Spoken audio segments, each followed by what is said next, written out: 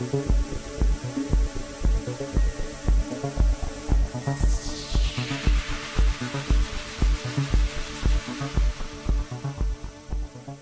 ہتھیار قسط نمبر 19۔ امجد بخاری نے گروپ کو بہت استحکام بخشا تھا۔ وہ ایسے جانصار پاکستانی سپوت تیار کر رہا تھا جو دشمنان اسلامی جمہوریہ پاکستان کا سر کچل سکیں، انہیں نیست و نابود کر سکیں اور ان کا ناپاک وجود پاک سرزمین سے ہمیشہ کے لیے مٹا سکیں۔ اس مقصد میں اسے خاطر خواہ کامیابی ملی تھی۔ طلحہ، حمزہ، قاسم، عبداللہ، شرجیل، شاہ اور اویس اور کئی دوسرے نوجوان اس کے ہاتھ پر بیعت کر چکے تھے۔ ان نوجوانوں نے خون کے آخری قطرے تک پاکستان کی حفاظت کرنے کا عہد کیا تھا اور قسمیں اٹھائی تھیں۔ جب یہ نوجوان عملی طور پر میدان میں اترنے کے قابل ہوئے تو امجد بخاری نے حمزہ، طلحہ اور اویس کو پراسرار پہاڑیوں میں روانہ کیا، کیونکہ وہاں کوئی غیر ملکی گروہ متحرک ہے۔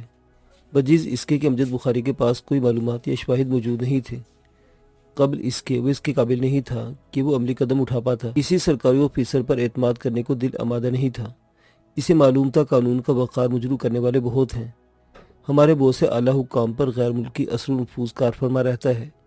لا قانونیت اور اختیارات کے غلط استعمال کے کئی کیس اس کی نظروں کے سامنے سے گزرے تھے۔ اس لیے امجد بخاری اپنے زور بازو پر یقین رکھتا تھا۔ حمزہ، طلحہ اور اویس کو روانہ کرتے ہوئے امجد بخاری نے ان کے ساتھ ہلکی سی میٹنگ کی تھی۔ تم لوگ پہلی بار پاکستان کے دشمنوں سے ٹکرانے جا رہے ہو۔ نیک مشن میں روانگی سے پہلے 2 رکعت نفل ادا کر لیا کرو۔ جذبہ شہادت کو ہمیشہ ملحوظ رکھو اور ہر نئے مشن کو اپنا آخری مشن سمجھ کر نکلو۔ ہمیں اس دن فخر حاصل ہوگا سر، جس دن ہم پاکستان کی دفاع میں موت کو گلے لگائیں گے۔ حمزہ اس گروپ کی کمان کرے گا۔ اپنی پوری طاقت اور تمام تر صلاحیتوں کو بروئے کار لاتے ہوئے تکمیل مشن کی کوشش کرنی ہے، کیونکہ تم لوگوں کا مقابلہ انٹرنیشنل ایجنٹوں سے ہوگا جو اپنے کام میں ماہر ترین لوگ سمجھے جاتے ہیں۔ آپ بے فکر رہیے سر، ہم انشاءاللہ انہیں دوسروں کے لیے مقام عبرت بنا دیں گے۔ یہ بین الاقوامی تنظیم کے ایجنٹ ہیں۔ ان کے پاس جدید ترین اسلحہ اور جدید آلات ہوں گے، جن کی بدولت وہ اکثر فتح حاصل کرتے ہیں۔ اگر بات دوبدو لڑائی پر آ جائے تب ان کی بہادری اور ضرورت مندی کا بخوبی پتہ لگ جاتا ہے۔ ان ظاہری شیروں میں بھیڑوں کی روح ہوتی ہے۔ یہ شیر کی کھال اوڑھ کر دندناتے ہیں، مگر حقیقی شیر سے واسطہ پڑ جائے تو ان کی ساری اکڑ ناک کے راستے نکل آتی ہے۔ ایک بار انہیں ہمارے مد مقابل آنے دے سر، وہ موت سے پناہ مانگیں گے اور زندگی کی بھیک کے لیے گڑگڑائیں گے۔ امجد بخاری نے انہیں تعریفی نظروں سے دیکھا۔ یہ وہ سرمایہ تھا جس کے جذبات پاکستان کے حوالے سے غراں قدر تھے۔ ان کے بدن امجد بخاری نے ماہر انسٹرکٹر کی نگرانی میں کندن بنا دیے تھے۔ امجد بخاری نے انہیں سینے سے لگا کر رخصت کیا تھا۔ 5 فٹ 11 انچ قد کا 25 سالہ حمزہ کڑیل نوجوان تھا۔ اس نے کمپیوٹر میں انجینئرنگ کیا ہوا تھا اور وہ غیر معمولی ذہانت کا مالک تھا۔ طلحہ اور اویس بھی کم و بیش انہی خصوصیت کے مالک تھے۔ امجد بخاری کے بتائے گئے نقشے کے مطابق وہ پراسرار پہاڑیوں میں پہنچ گئے تھے۔ حمزہ نے اویس اور طلحہ کو دائیں بائیں پھیلا کر ہدایت کی کہ کوئی غیر معمولی چیز تلاش کی جائے، کیونکہ بقول امجد بخاری کے 200 فٹ تک انہوں نے غیر ملکیوں کی نقل و حرکت دیکھی تھی۔ اس کے بعد وہ کہاں غائب ہو جاتے تھے یہ پتہ نہیں لگ سکا تھا۔ ان کی خوش بختی تھی کہ پہلے قدم پر انہیں کامیابی مل چکی تھی۔ اویس 25 mm کا سلنگ دیکھ لیا تھا جو اوپر سے نیچے لٹک رہا تھا۔ لوہے کی باریک تاروں سے بنائے گئے سلنگ کی 13 ٹن وزن اٹھانے کی گنجائش تھی۔ جہاں یہ لٹک رہا تھا وہاں 2 آمنے سامنے پہاڑیاں تھیں، دونوں کے درمیان خلا تھا۔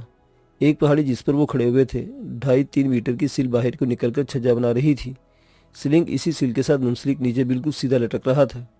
اس میں کوئی شک نہیں تھا کہ مجوزہ سلنگ اوپر سامان اور بندوں کی ترسیل کے لیے استعمال ہوتا ہے، مگر کیسے؟ اس سوال کا جواب ذہن تلاش کر رہا تھا۔ اویس، یہاں پہاڑ کی جڑ میں کوئی غیر معمولی چیز دیکھنے کی کوشش کرو۔ حمزہ نے ادھر ادھر نگاہیں دوڑاتے ہوئے کہا، میں بھی تمہاری مدد کرتا ہوں۔ طلحہ، تم کہیں اوٹ میں چھپ کر ہمیں کور کرو، ایسا نہ ہو کہ ہم بے خبری میں مارے جائیں۔ حمزہ، آپ کے خیال میں یہاں کوئی الیکٹرک بٹن وغیرہ ہو سکتا ہے؟ اویس نے ہاتھ سے جھاڑیاں ہٹاتے ہوئے پوچھا۔ الیکٹرک بٹن کا امکان بہت کم ہے، پھر بھی ہمیں جدید آلات کو مد نظر رکھتے ہوئے کوئی انوکھی چیز تلاش کرنی ہے۔ حمزہ، خیال کرنا، یہ 2-3 میٹر کی سل ہے، نیچے گہری کھائیاں ہیں، تھوڑی سی چوک ہمیں موت کی نیند سلا دے گی۔ اویس نے حمزہ کو سل کے کنارے پر جاتے دیکھ کر تنبیہ لہجے میں کہا، ہاں میں دیکھ رہا ہوں۔ حمزہ نے اسے تسلی دی۔ حمزہ نے سلنگ کو ہاتھ میں پکڑ کر ہلایا۔ اس سلنگ سے بندے لٹک کر اوپر جانے سے رہے۔ یقیناً اس سے منسلک کوئی لیفٹ نما چیز ہوگی اور عین ممکن ہے وہ اس وقت اوپر ہو۔ حمزہ نے اوپر دیکھنے کی کوشش کی مگر ایک حد تک سلنگ نظر آتی تھی، اس کے بعد وہ کچھ دیکھنے سے قاصر تھا۔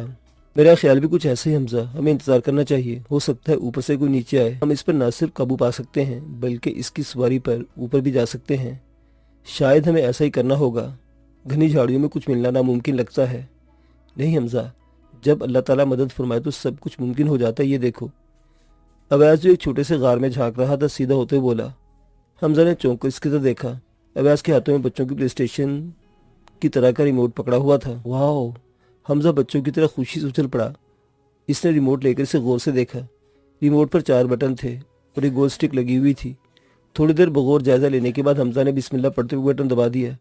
بٹن دبتے ہی سلنگ میں ہلچل مچی۔ دونوں نے چونک کر اسے دیکھا۔ حمزہ تیز تیزی میں بولا، ہمیں ایک طرف چھپ جانا چاہیے، تم دائیں طرف کے بڑے پتھر کے پیچھے چلے جاؤ، میں یہاں جھاڑیوں میں بیٹھ جاتا ہوں۔ وہ دونوں بھی طلحہ کی طرح مورچہ بند ہو گئے۔ انہیں آدھا گھنٹہ انتظار کرنا پڑا۔ اوپر سے ایک لفٹ نما جالی دار بکس سلنگ کے ساتھ آہستہ آہستہ رینگتا ہوا نیچے آیا۔ بکس سلنگ کے آخری سرے سے 4 میٹر پہلے رک گیا تھا۔ جہاں بکس رکا تھا اس کے سامنے وہاں 2 بڑے بڑے پتھر پڑے ہوئے تھے جن پر چڑھ کر بکس کے اندر بآسانی پہنچایا جا سکتا تھا۔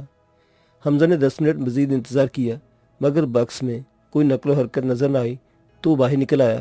اس نے اویس اور طلحہ کو اشارے سے باہر بلایا۔ طلحہ، تمہیں یہیں رکنا ہے، میں اور اویس اوپر جا رہے ہیں، زیادہ دیر ہو جائے تو تم اپنی مرضی سے کوئی بھی قدم اٹھا سکتے ہو۔ ٹھیک ہے حمزہ، اس ریموٹ کا کیا کروں؟ اویس اسے اپنی جگہ سابقہ زاویے پر رکھ دو، یقیناً ایک ریموٹ اوپر بھی ہوگا۔ حمزہ اور اویس آخری مومنٹ میں اوپر پہنچے تھے۔ انہوں نے شانی کو کنزا کے پاس بیٹھ کر روتے دیکھا تھا۔ ابھی وہ حالات کا جائزہ لے رہے تھے کہ شانی پر فائر ہوئے اور وہ ایک طرف بھاگ پڑا۔ یہ کیا ہو رہا ہے؟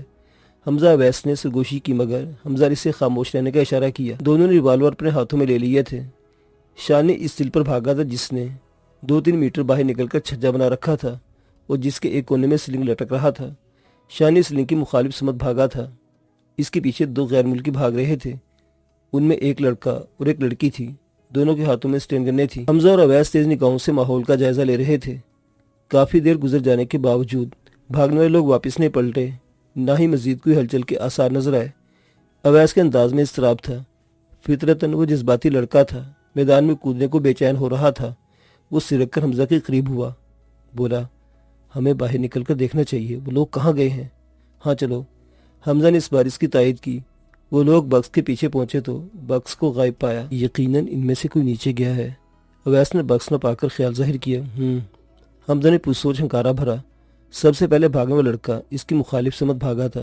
حمزہ نے اس کی طرف دیکھتے ہوئے کہا، پھر وہ کہاں گیا؟ تم یہیں رکو، میں دیکھ کے آتا ہوں۔ وہ احتیاط سے آگے بڑھنے لگا مگر راستے کے کنارے پہنچ کے اس کے رونگٹے کھڑے ہو گئے۔ آگے گہری کھائی تھی۔ اس کی ریڑھ کی ہڈی میں سنسناہٹ دوڑ گئی۔ وہ معاملے کی تہہ تک پہنچ گیا تھا۔ پاکستانی لڑکا یہاں سے بھاگتے ہوئے نیچے کھائی میں گر چکا تھا۔ اسے دیکھنے کے یقیناً غیر ملکی بکس میں بیٹھ کر نیچے جا چکے ہیں۔ حمزہ واپس پلٹ آیا۔ اس نے اویس کو وہیں ایک طرف رکنے کو کہا اور خود جائزہ لینے کے لیے اس طرف بڑھا جس طرف سے وہ لوگ بھاگ کر آئے تھے۔ حمزہ جیسے جیسے وہاں گھوم رہا تھا اس کی حیرانگی میں اضافہ ہو رہا تھا۔ وہاں جدید ترین اسلحہ اور آلات موجود تھے۔ لیبارٹری کے آثار بھی دکھائی دیے۔ مصنوعی بجلی جگمگ کر رہی تھی۔ جدید ترین جنریٹر موجود تھے۔ وہ حیران و پریشان سوچ رہا تھا کہ اتنا بھاری اور وافر مقدار میں سامان یہاں کتنے عرصے میں پہنچا ہوگا اور اسے کون لایا ہوگا۔ وہاں 6 لاشیں پڑی ہوئی تھی، 5 غیر ملکی مردوں کی اور ایک مقامی لڑکی کی۔ ایک لڑکی غار میں بے ہوش پڑی ہوئی تھی۔ مکمل جائزہ لینے کے بعد وہ شش و پنج میں پڑ گیا تھا۔ اس موقع پر اسے کون سا فیصلہ لینا چاہیے؟ حمزہ کے جوان شاداب چہرے پر فکر و غم کے گہرے بادل چھا گئے تھے، جیسے گھوپ اندھیرے میں روشنی کی کرن پھوٹ کر اندھیرے کے سحر کو توڑ دیتی ہے۔ ایسے ہی شانی کے سوئے ہوئے دماغ میں بیداری کی کرن پیدا ہوئی۔ وہ کئی منٹ تک خالی و ذہن لیٹا رہا۔ آنکھیں کھلی ہوئی تھیں مگر ان میں اشیاء کی شناسائی کے آثار نہیں تھے۔ سن ہوتے ہوئے بدن میں درد دھیرے دھیرے چونٹیوں کی طرح رینگنے لگا تھا۔ دماغ میں ٹیسوں نے دستک دینا شروع کر دی تھی۔ اسے یوں محسوس ہو رہا تھا جیسے دماغ میں بہت سی نامعلوم آوازوں کا شور برپا ہے۔ یہ شور بہت سے جانور مل کر چلانے کے مشابہ تھا۔ وہ کچی مٹی کی اینٹوں سے بنے ہوئے کمرے میں لیٹا ہوا تھا۔ کمرے کی دیواریں 18 انچ سے بھی زیادہ موٹی تھیں جن پر مٹی کا لیپ کیا گیا تھا۔ دیوار میں چھوٹا سا خانہ تھا۔ خانے میں دیا ٹمٹما رہا تھا۔ چھت کے ساتھ موٹے چمڑے کا خود ساختہ پنکھا 2 چھوٹی زنجیروں سے بندھا لٹک رہا تھا۔ رسی کھینچنے سے آگے پیچھے ہلارا لینے کی وجہ سے یہ ہوا پیدا کرتا تھا۔ بانس کی کرسی، مٹی کے چند برتن، 2 چارپائیاں یہ کمرے کا کل اثاثہ تھے۔ دروازے کی جگہ بانس کی چک لٹک رہی تھی۔ شانی کے ذہن میں آہستہ آہستہ گزرے واقعات تازہ ہونے لگے۔ ذکیہ بائی کے کوٹھے سے شروع ہونے والی فلم پر اسرار پہاڑیوں تک پہنچی تو کنزا کے خیال نے اسے اٹھنے پر مجبور کر دیا تھا، لیکن درد کی تیز لہر نے اس کی کوشش ناکام بنا دی۔ اس کے منہ سے بے اختیار کراہ نکل گئی۔ شانی کے بلائی جسم پر جا بجا پٹیاں بندھی ہوئی تھی۔ पट्टियों का मुहर्रक इसका 2000 फीट गहरी खाई में गिरना था। पहाड़ों की इस कदर गहरी खाई में गिरने वाले जिस्म की चीथड़े मिलना भी नामुमकिन होता है, मगर शानी की खुशकिस्मती थी जिस सीढ़ के छज्जे से वो गिरा था इसके ऐन नीचे दरिया का खम खाकर गुजरता था। सिल और दरिया के दरमियान कोई रोक नहीं थी। शानी सीधा दरिया में गिरा था। जिस्म पर लगने वाली चोटों का असल बाइस पहाड़ पर होने वाली लड़ाई थी। जख्मों में बाजू का जख्म सबसे गहरा था, जिसमें चाकू का पूरा फल उतरा था। किंजा की मौत का ख्याल शानी के दिमाग में थोड़ी जैसी ज़रबे लगा रहा था। इसका दिमाग फोड़े की तरह दुख रहा था। रोशन नवाज साकित व जामिद था, यूं जैसे जिंदगी जिन तनाबों से बंधी थी वो टूटकर तार-तार हो चुकी है। हम नवाज और रोशन नवाज शानी के हमरा गम के गहरे समंदर में डूबे हुए थे। किंजा की नागानी मौत का असर इन्हें दर्द और दुखों की बंडल में सौंप गया था। हम नवाज, शानी की गम में डूबी मध्यम आवाज़ हम नवाज की समात तक रसाई हासिल न कर सकी। रोशन, हम नवाज की तरफ से जवाब न पाकर शानी ने रोशन को पुकारा। रोशन नवाज सिसकियों में रो रहा था। शानी, ये क्या हो गया? किंजा हमसे बिछड़ गई हमेशा के लिए। रोशन नवाज की हिचकियाँ थमने का नाम नहीं ले रही थी। हम नवाज की आहें भी बुलंद होने लगी थी। शानी दूर अनदेखे खलाओं में खोया हुआ था। आंखों से आबे गम रवा था। दर्द की चट्टान जो किंजा की मौत इनके सामने खड़ी कर गई थी, इससे वो इसके घर वाले कैसे पाट सकेंगे। शानी ने एक बार फिर उठने की कोशिश की। अपने अंदर की सारी कुव्वत जमा करके वो बैठने में कामयाब हो गया था, मगर इसे इतने ज़ोर से चक्कर आया कि वो बेइख्तियार सर पकड़कर रह गया। इसे लगा कमरा फिरकी की तरह घूम रहा है। वो फिर से लेट गया। हम नवाज, प्लीज़ जाओ, देखो मेरी बहन। लफ्ज़ इतने भारी भरकम हो गए थे कि अब इनका बोझ उठाने से इनकारी थे। लब थरथरा रहे थे, मगर अल्फाज के मायने समझ से बालातर थे। वो फिर से हिम्मत करके बोला, हम नवाज, पहाड़ों में जाओ, देखो किंजा की लाश कहाँ है। रोशन नवाज शानी की अबतर होती हुई हालत देखकर हम नवाज से बोला, हम नवाज, हमें जल्द हालात से आगाह करो। सोचो कि हम बात थे जो हम नवाज पर उतरे हुए थे, ताहम वो जा चुका था। रोशन नवाज गमज़दा नज़र से शानी के सूजे हुए चेहरे को देख रहा था। आहट पाकर शानी ने गर्दन मोड़कर देखा। वो सीधा कपड़ों में मलूस 50-55 साल शख्स अंदर दाखिल हो रहा था। इसकी ज़ाहिरी हालत खस्ता हाली की गमाज थी। वो सीधा शानी के पास आया। शानी की खुली हुई आंखें देखकर खुशी से बोला, तुम्हें होश आ गया बेटा, अल्लाह का शुक्र है, अल्लाह ने तुम्हें भी बचा लिया और मेरी बेटी को भी। वो एक ही सांस में बोलने लगा। मुसलसल बोलना इसकी आदत थी, चूँकि वो रुका नहीं बल्कि कह रहा था, अब कैसा महसूस कर रहे हो? इसने शफकत से शानी के माथे पर हाथ रखते हुए कहा। फिर जवाब सुने बगैर ही बोला, मैंने हकीम नसीर बुलोच से दवा दारू करवा दिया था।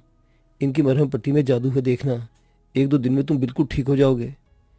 शानी इसकी मजीद कोई बात सुनने के लिए खामोशी से लेटा हुआ था। तोकू के ऐन मुताबिक वो फिर से बोला, रमज़ान मछेरा मेरा जिगरी दोस्त है। मछलियाँ कैसे पकड़ी जाती हैं देखना बेटी, बुरूज का शौक़ था। मैंने रमज़ान से कहा तो वो बोला, यार फिर दोस्त, ये कौन सी अनोखी बात है, कल ही चलो मेरे साथ दिखा देते हैं। हम बाप बेटी रमज़ान के साथ दरिया पर चले गए। वहाँ बेटी बुरूज को ऐसी खुशी मिली थी कि वो दरिया के अंदर तक चली गई। बाली उम्र बेटा समझ ना पाई। दरिया की मुंहजोर लहरें इसे अपने साथ बहा ले गई थी। कहते हुए इसका लहजा बेहद उदास हो गया था, मगर वो रुका नहीं। बेटी बुरूज डूब गई और हमारे हाथों के तोते उड़ गए। बस फिर क्या था, रमज़ान और उसके साथी मछेरे दरिया में कूद पड़े। बेटी बुरूज से पहले तुम हाथ लग गए, इसके बाद मेरी बेटी भी मिल गई। अल्लाह ताला ने दोनों को बचा लिया है ना, विश रब के विश काम।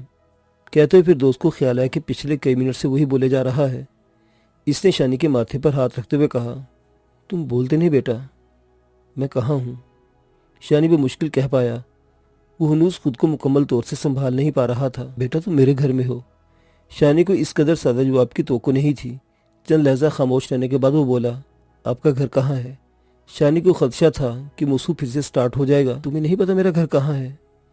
हैरानी में डूबी आवाज़ सुनकर शानी को लगा कि वो अहमकों की दुनिया में फंस गया है। लेकिन फिर दोस्त ने कमाल जहानत का सबूत देते हुए कहा, बेटा हमारा घर गोरिया बस्ती में है। बस्ती में ज़्यादा मछेरे रहते हैं, मगर मैं मछेरा नहीं, मछलियाँ नहीं पकड़ता, अपने बर्तन बनाता हूँ। और आपको पता है निसारपुर कहाँ है? शानी ने इसे मजीद बोलने से रोक दिया। निसारपुर? जिन्नों परियों की पहाड़ियों वाला निसारपुर? जी हाँ, वही निसारपुर। वो किसे नहीं पता, पर वो तो बहुत दूर है, पूरे 4 घंटे लगते हैं। बेटा तुम निसारपुर के रहने वाले हो? फिर दोस्त जब बोलने पर आया तो नॉन स्टॉप बोलता था, हाँ मैं निसारपुर का रहने वाला हूँ, मुझे वापस जाना है, आज ही बल्कि अभी। ठीक है बेटा, मैं तुम्हें रही बेटा के साथ गधा गाड़ी में बिठा देता हूँ जब वो बर्तन लेकर जाता। मगर बेटा हकीम साहब ने तुम्हारे लिए आराम करने का हुक्म दिया है और हम हकीम नसीर का हुक्म टाल नहीं सकते। तुम फिक्र मत करो, تمہیں یہاں کوئی تکلیف نہیں ہوگی۔ شانی نے خاموشی سے آنکھیں موند لی تھیں۔ فی الحال کچھ کہنا فضول تھا۔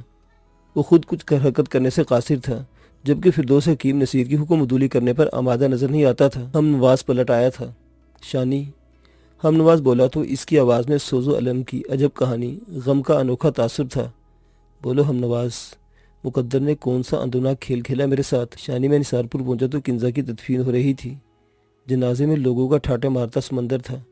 تمہارے گھر میں بھی تل دھرنے کی جگہ نہیں تھی، اس لیے کہ کنزا کی لاش پر اسرار پہاڑیوں کی جڑ میں ملی تھی۔ لوگوں کی پرانی قیاساریاں لوٹ آئی تھی۔ تمہاری ممی پر کئی بار غیشی کے دورے پڑ چکے ہیں، وہ دوہرے غم میں تڑپ رہی ہے، بیٹی کا دائمی غم اور تمہارا پولیس سے فرار۔ کامران اذان کے ساتھ سارے خاندان نے شرکت کی تھی، اور میں تمہیں بتاؤں شانی، جنازے میں بہت سے پولیس اہلکار سادہ لباس میں شریک تھے۔ ان کا خیال تھا تم بہن کے جنازے کو کندھا دینے ضرور آؤ گے، کیونکہ شانی تم مفروض قاتل ہے۔ جس حوالدار کو تم نے تھانے میں پیٹا تھا وہ اسپتال میں زخموں کی تاب نہ لاتے فوت ہو چکا ہے۔ ہم نواز تفصیل بتایا جا رہا تھا، مگر شانی کنزا کی تدفین سے آگے کچھ نہ سن سکا تھا۔